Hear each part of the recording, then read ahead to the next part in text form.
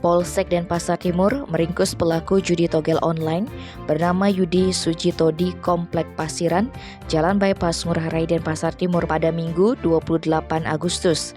Kapolsek Dentim Kompol Inengah Sudiarte didampingi Kanit Reskrim Polsek Ibtu Madigaleh Artawiguna saat rilis pers Kamis 1 September menerangkan pengungkapan kasus ini berawal dari informasi masyarakat bahwa ada praktek judi togel di Kompleks Pasiran. Atas informasi tersebut, unit Reskrim Polsek Dentim melakukan penyelidikan. Setelah lokasinya dipastikan, petugas langsung melakukan penggerebekan dan memergoki Yudi Sujito sedang menjual togel online kepada masyarakat di TKP.